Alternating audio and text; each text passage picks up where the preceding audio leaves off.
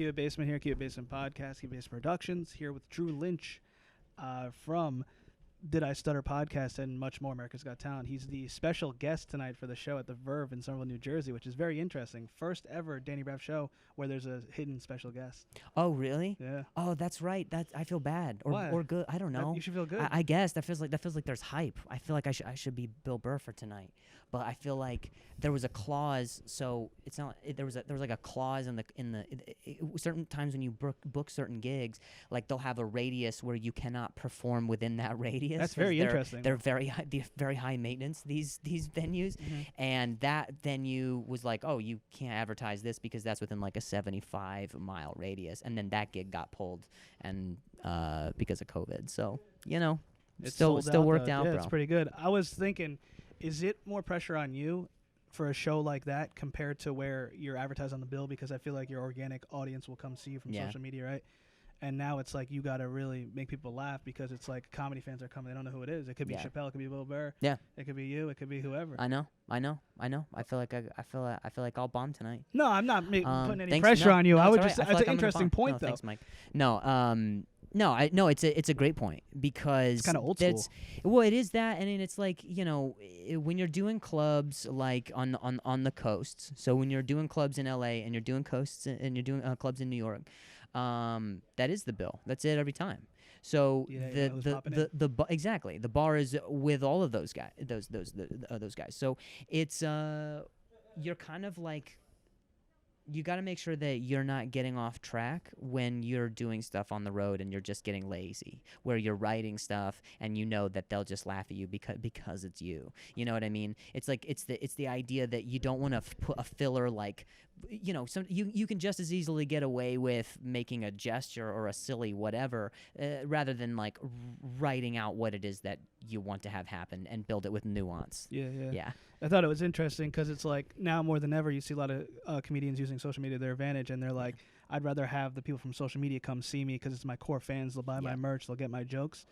And it's like they tell you now when you're an open mic comedian or on the come up, it's like it's tough to get a random fan to come see you think you're funny. You have to like win them over first on the internet. That's why I thought it's so cool. Yeah, no, I like it is cool, but I tell this to my friends all the time. I talk about this with my fiance when we're on the road. Like, I miss being at a place where I could feature. I just feel like no one knows who you are. The pressure of like the headliner bill is not there. The anonymity of just being like, I just gotta go. I can work on new stuff. I can do 5 up front and be good with whatever was likable, and then end on whatever you got. But in the 17 minutes there, it's all you can work on new stuff. So I would just rotate that kind of thing. And now I mean, sometimes you can feel comfortable enough, but if you're about to like dump a whole new hour because you just recorded it or whatever, building that next one, I think is just that much more challenging when you are known, Yeah. And I'll see a lot of my friends, a lot of people who are not my friends, but they're people I still respect in comedy because they're such a higher tier than I'm at.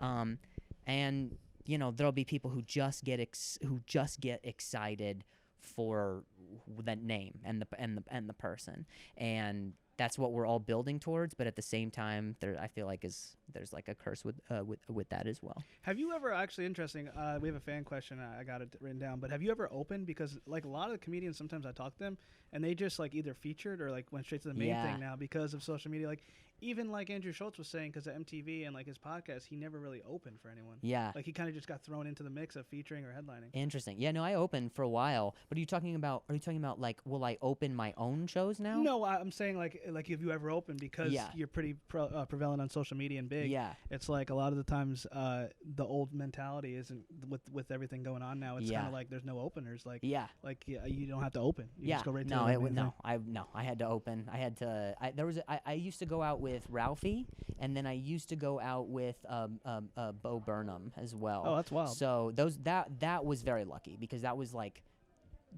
2 years in, maybe 3 years, and they would have me go up. And people do would 10 kill minutes. for that. Yeah, I mean, it was a fortunate thing. Yeah. But I just feel like, and not just through like happenstance, just guys feeling like, all right, you're just green enough, but there's like a unique characteristic to your POV, probably just because of my speech or whatever, that sets it apart from what would be in anywise, just an evergreen kind of comedian. So that I think that might have been why. But there was, like I said, like I hustled featuring for a few years even before I did TV, and I was like barely getting by, just on like a college a month, just for rent, and then just grinding everywhere else you can as featuring. In fact, if I had like a college that I was doing, I would book an extra night so I could do like so I could try to do a guest spot in the town that was in that area. Smart. Hustling.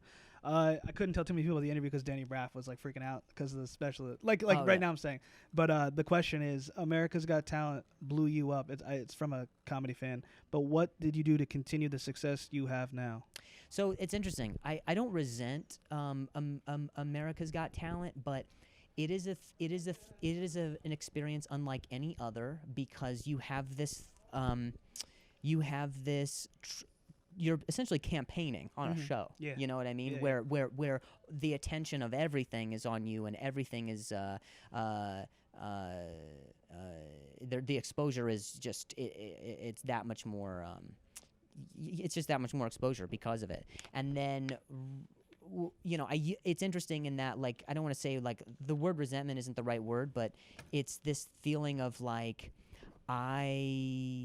once you get done, then that's it. They don't talk to, like, there's, so I don't resent, certainly not the show, but the experience is one of those things where you're in a bubble and you're under the purview of just anyone else who's watching, or people who are on the people who are in the competition.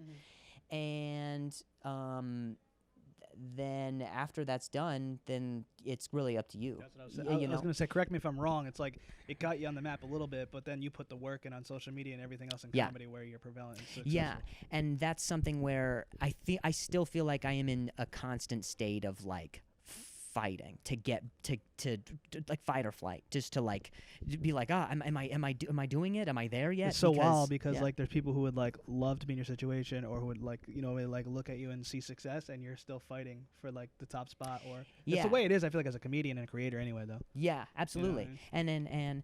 And I just think it was so resentment's the wrong word. Blessing and a curse, I guess. No, just blessing I and a curse understand. of a situation that you cannot foresee until it's over, because they have no reason to still. They helped you. They gave you a career. So, you gave you a career, but they gave you the platform for that to exist. But it is up to you to maintain it afterwards, or you can fall out into kind of irrelevancy. So there's the challenge of that. Yeah, it's so interesting, the TV audience compared to the social media audience, but like it's still both popular and important. Yeah. I was listening to your podcast, and you were like talking about how you set a schedule to make 3 Instagram reels per week or something like that, and how it's like so time consuming and people don't realize that. Yeah. Is that like very stressful, the whole content strategy? Oh, and it is. do you have like a certain strategy you use? Because I like is. asking comedians about this. That's a great question. But it is stressful. I know. That kind of grind. I'm thankful for. I wasn't very active on last year during the pandemic on socials, because I saw that Twitter, TikTok. You kind of took a break on TikTok. I was wondering why people were doing that, and then Twitter and stuff. Sorry to cut you off. But no, that's okay. That's okay. I'm glad that you did, because I to be able to share it with somebody, they would never. I was just at the cusp of just completely burning out, to where I had. That's where I would use resentment for comedy itself. Yeah. And so when your brain is working. Okay, I've got these road dates. I have to produce. I have to produce and approve 1 to 2 stand-up clips on my socials to keep my Facebook audience happy. And what's something that's different that I could do on my YouTube channel that would be happy? So there's an avenue for that, and for that a reason for people to visit you there, and then making that different. On Instagram with like reels. So if people want to see sketches, then there's that side of it too. So it's just constant. I mean, you learn to get like little moments of like compartmentalizing what would work for where, but for the most part, when it gets to the point where I don't have to do it anymore, I'm not going to. In fact, I'm gonna, and I don't know when that is. that's what's challenging. Is like I say that right now Yeah. out loud to you, and I'm just like, but when will what number or what accomplishment will have had happened in order for that to no longer be a thing? It's so addicting to social media. And the thing is, though, do you ever like create a bunch of content and bundle it up and put it out randomly? Or are you kind of like current event where it's like this happened yesterday, let me put it out now and make it? I've done a little bit of both because when you are more planned with it, I feel like you've got a little bit more breathing room. Like, you know, I haven't filmed anything in the past like week, and if I have this schedule of putting up 3 a week, just for Instagram, then you have to do 6 the week before or 6 the next week, you know. So sometimes it makes it easy and sometimes it makes it difficult. But I can definitely say that with current events, that makes it easy. If it's something where it's definitely. like, you know, like the fires last year with like the gender reveal, like that's so easy to write, and so that kind of stuff I think is actually also good to throw into the mix because people are like, oh, he's paying attention to what's happening now. So. Do you pay any attention to like Instagram Reels, algorithms, and TikTok stuff, or is it kind of just like I'm just gonna keep putting stuff out there? I love people who don't pay attention to it. You know what I mean? People who are just like, I'm gonna do my own thing, and I don't really care. I wish I could be one of those people, but I think I was bred from like America's Got Talent, where it's like you're taught to care only about like you all that matters is like votes and like and you know what I'm saying, and how you can propel yourself into like the next thing. And so like I said, I have to like I mean there's people who, you know, like Caitlin Riley on she's somebody who's she's on TikTok and on Instagram, and she doesn't do stand-up, but she's somebody who like she just does whatever it is that she wants to do. And Schultz from like the stand-up world, he just does pretty much whatever he wants to do, and your audience kind of finds you that way. Such a great transition. Yeah, so it's like exactly. So it's like you have to have I feel like I break it down in like the one for me, one for them category, where it's like I'll do something for me, and then you got to do a little bit of something that's like that's kind of like lower denominator, but there you go. Are you a fan of Entourage, the show? I have not seen a single episode. The main character, the agent, was saying you do one for the industry and then you do one for you, like your own movie you want to do. Interesting. It's so funny you said yeah, that. I haven't. I'm a No, I fan haven't of the seen. show. I haven't seen any of it. But good transition about Schultz and like, you know, stand up and then also YouTube.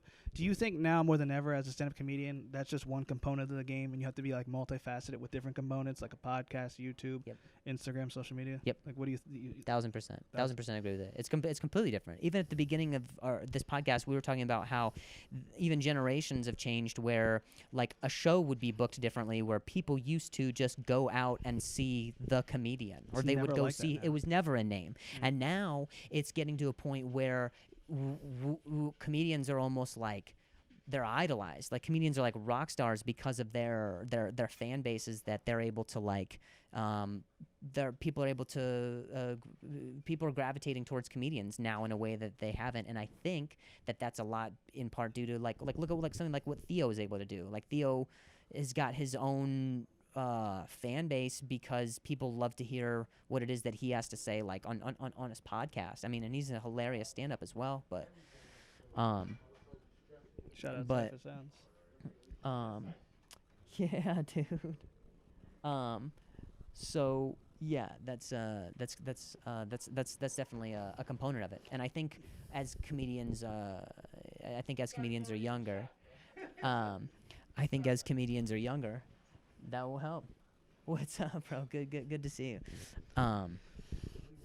Do you think everyone has different fan bases now? Because what I see when I study and I learn, because I interviewed certain people, like comedians and whatnot, it's so funny because the people at the stand-up shows might be like older, but then all of a sudden if you have YouTube, a podcast that's popular on YouTube, a Patreon, there's like 14-year-olds in the comments like idolizing you, like you were talking about. And it's like they might not come to your show, but they're buying merch and they're paying for it. That's why I said it's like so different, where the old school mentality, come to my stand-up show, buy my ticket, you're supporting me. Now there's other ways to support people when they don't even have to come to your show, especially during pandemic. Absolutely. And it's also interesting to see a different generation of comedian, where sometimes people will get big on socials and then try to transition over to stand-up. And a lot of comedians hate that. Oh yeah, because it's, I mean, think about how hard it is. You have to grind for however long to get just anything. I was even lucky in how soon it was I got something, and not feeling like I was even prepared for an opportunity like that. So, you know, a lot of people say it's like 8 years or 10 years that you're even developing your voice and figuring out what it is you want to say, and then for someone to get big through like sketches and then try to go over to stand up, Mhm. it is challenging. But at the same time, there are stand-ups who are kind of also dabbling in sketches because of, so it's just King Batch is somebody who he's somebody I respect because rather than he has easily has the fan base and the following to just go up and try and do an hour, but a few years ago, he was going up and just doing like 10 around town, just trying to do like 15, A maybe. solid 10, like 15 just like would a be better solid than an 10 hour, yeah. rather than like trying to saturate himself and what it is that might be out of his skill set as a stand-up at that time. He played it very, very smart, and I think then you don't lose integrity with your audience for who comes to see you when ultimately you do want a headline for an hour. And from a business perspective, you look at guys like Tim Dillon and Andrew Schultz, not to always throw their names out, but Yeah. it's like because of the pandemic, they weren't able to tour like they were and make money, so they utilized Patreon or YouTube and became more doing sketches and stuff like that, and like Yeah. not getting on SNL. Some comedians instead they make their own sketches, so Yeah. it's like do it yourself. And it's starting to become. I mean, I think you're starting to see that a lot with television in general. And Yeah. I talked to Schultz about this on the phone, and I'm sure he's already brought this up. But like, it's starting to become that, like where it's like the artist has more power than like a network, and that's fascinating because without a network and with the abuse that I feel so many artists have suffered in trying to get those opportunities for the years, now it's like, you're those with fan bases and those who promote numbers, those are the ones who are in demand now. So funny because he dissed Netflix and then a couple years later was on Netflix. Yeah. But do you think this is interesting because I always want to ask this to people because it's different perspectives, but do you think what's more important, like raw talent or the access? I think it's a trick question either way. But the access, how do you mean? Because you mean like how do I mean about the access, or you're Yeah. saying like the access to like know the right people, get into the doors, or have that certain following, or be able to like learn the game of social media and stuff? Because it's I like think it's there's a ton of raw talent. You go to any open mic in the country, you might be, this guy's a funny motherfucker, Yeah. but he ain't a mainframe on stage because he doesn't know how to work certain Yep. things. Yep. You know what I mean? I 1,000% think it's the access then, because there's many of my friends who I think are just insanely talented and they don't have the opportunities that they have because there is a certain level of, I think, marketing to anything, and that I've only been made aware of by my own situation. Like I even think about like, okay, I'm a dude who has a stutter. I make jokes about it, and that's not all I talk about. But at one point, it was something that was how maybe you could identify me. You look at Ali Wong; she was pregnant for her specials. You look at Bert Kreischer; he was pregnant for his specials. You know, whatever. But like, he's the shirtless dude who's got the, he's that dude. You know what I mean? Like Brad Williams. Like you look at people who are just like, there is a certain level of accessibility because you're just like, oh, I identify with this, or I am able to identify this person because of this.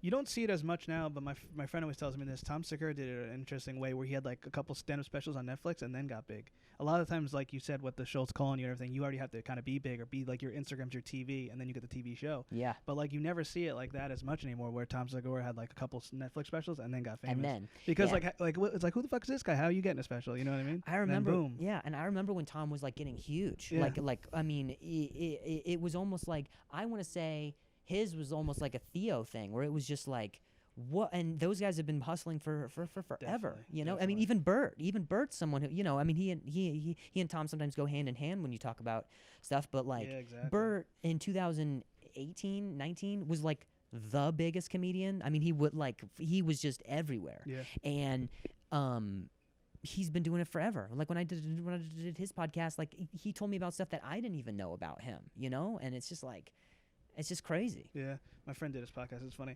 Yeah. You talked about your stutter. It's kind of like, have you seen the 8 Mile? Eminem? Yeah. Eminem in 8 Mile, where he dissed himself before. It's like comedy is the perfect thing for what you do. Yeah. And you just show everyone before they could say anything about you. You're like, listen, I got a stutter. This is my voice. Yeah. And I'm doing my truth. Speaking my truth. That's exactly what that felt like. And I just think like, I don't know, man. It would have been miserable for me to feel like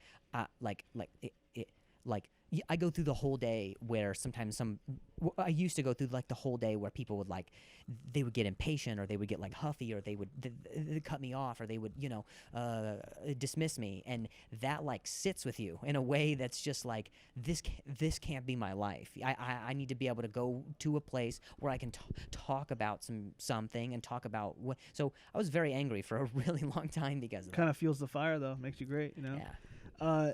With podcasting, it's so organic, and this is a different one because what I'm learning, people like certain TikTok videos I do or like interviews like on video, but like getting someone to listen to your podcast, I think is the most organic thing because it's a long form conversation, an hour long, and it's like, I think it's the most organic thing compared to stand-up comedy because it's kind of like you're practicing in a way because I've listened to podcasts where a comedian will come up with a great idea in their head and like talk about it and run it through on a podcast and then go on stage and talk about it. Is that something you're familiar with or you do? Or do you get what I'm saying? It's like it's such an organic flow of conversation, and I feel like your extreme fan base is going to be the first to listen compared to a new person because like someone will like check out and like your TikTok or your reel and then be like, let me look at his podcast. I really like this guy. It's not like, let me check his podcast at first. I feel like it's a no way.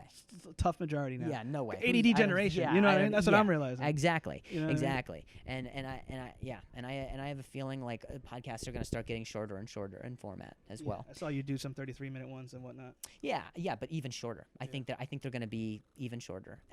And I think I personally like podcasts that are like this. I would so much rather be doing what you're doing than what it is that I do from my podcast, where I have to just like I hate the sound of my own shit just being like, well maybe this and I hate the idea of putting something out that really isn't polished, but there you have the freedom, I guess, to do that. People are like, well, there's the freedom to do that. It's your stream of content, but it's just the idea that I'm exposing something before I'm ready to present it is just.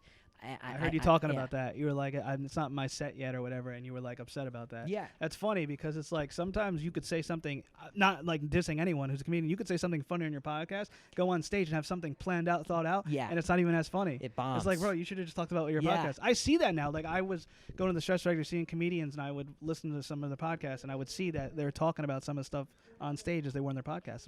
It's like the same thing. Why not, I mean, especially when you're rusty off a COVID pandemic. You know what I mean? And honestly, I'm thankful for it because, I was doing the podcast pretty much every week for last year during the pandemic. And that time doing that was what I actually used to cultivate the hour that I'm doing now. So it's like, it's one of these things that I'm just like, you just never know, you know, like if you write down some bullet points, like I love Bill's podcast where he just writes bullet points and then just goes, and you never know, you can end up making yourself laugh so hard because of a place that you went to. I was going to say, the one main thing, you're not relying on anyone, you're doing it yourself. Yeah. And I think that's great with success. Like, cause it's tough to like coordinate a lot of stuff, it's like, I'm grabbing a microphone saying how I feel or trying this joke out and then people will care about it, Yeah. And I was going to ask you before we wrap it up because I wanted to keep it under 30 minutes. We're at 20, but I don't want to keep you all night. You got to perform soon. Like comedy influences, did you say, hey, I'm funny, I can make a living at this? Or were you like a hardcore comedy fan as a kid where you're like, I watch this special, I watch this special? That's a great question. I watched Chappelle as a kid. Mm-hmm. I watched Dane as a kid. I watched Bill Engvall as a kid. I watched Ellen, and even I watched Louis when he was dropping like Shameless and his Showtime specials as well. And it was always something that I admired from afar, but I was just like, never, like, you do it. You guys have got it. What gave Chris you the Rock. idea? You could get my injury. I couldn't get hired anywhere, anywhere. And I worked at a comedy club, which was the perfect night job. So you were always a fan in a way. Yeah, I was kind of always a fan of stand-up. Yeah, okay. I was kind of a fan of. I guess I wouldn't even consider myself a fan, but I guess it is something that I was just like I always liked. And I feel like if someone works at a comedy club, they're they love comedy or they're trying to itch on stage. Like that's kind of how I made. Well, but that's the thing is like the only reason I worked at a comedy club was because when I first moved to LA, I needed a night job so I could be an actor, so I could have like auditions during the day and film. And I had, like I said, like I liked comedy, but like I said, like I didn't know it, and I didn't know to call it that I was a fan of it, but I guess I was, because I remember I would finish up my shifts like as soon as I could to try and run in there and watch there was a doubleheader one night where they had Bill Burr, I think, at the 8 p.m. and then Jim Jeffries at the 10 p.m. Right after he just came back. He had done like a hiatus, and right after he just had his kid and he came back.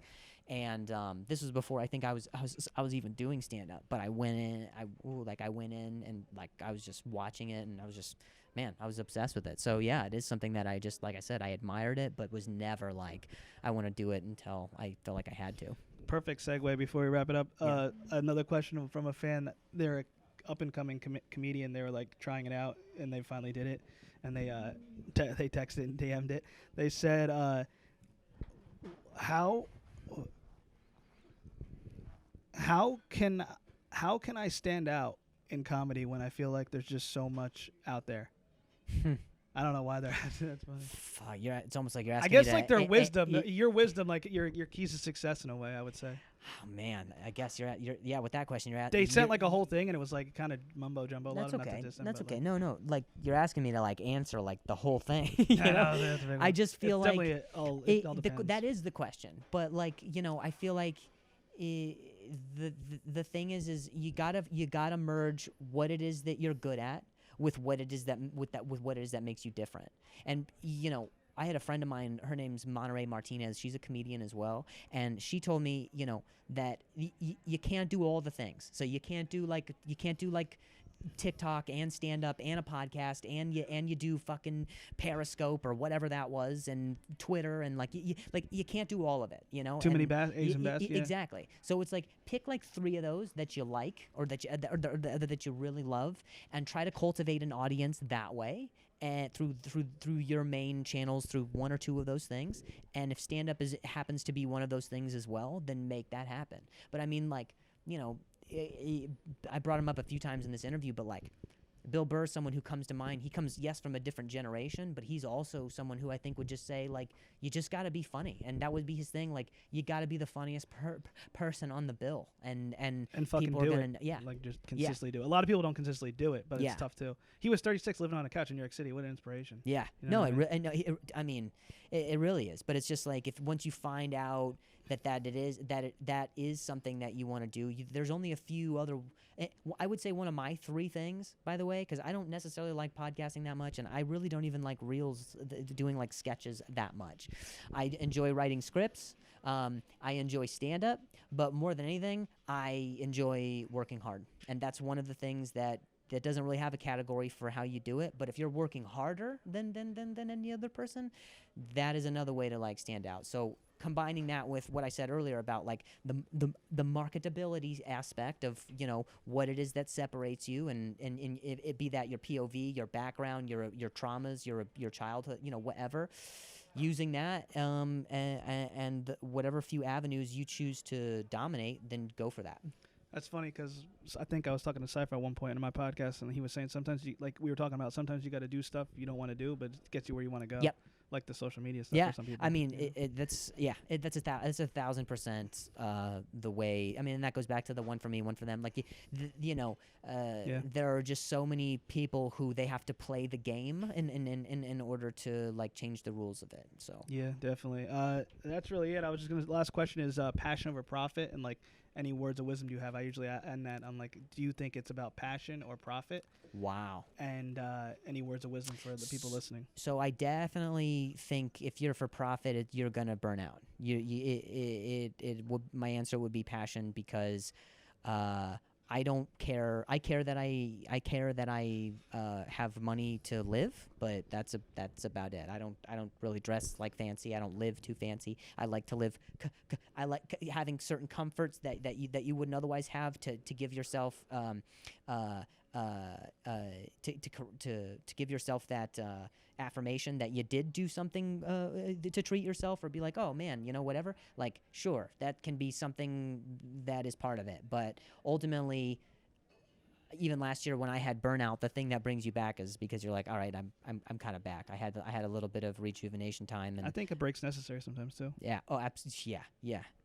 Yep. So definitely passion. It's funny because not to like name drop everyone in this damn interview, but Schultz was like saying play for passion because you could get good at something, but you can't get good at money, and I always remember that. Yeah, that's very Wall Street of Schultz, but yeah. Yeah, and I was just gonna say thank you so much for taking the time to do this and promote everything and anything you want to promote right now. No, nothing really. I mean, I'm just happy to have done it. So thanks. Appreciate it. Thank you, man. Appreciate it. Thank you. Keep it basement.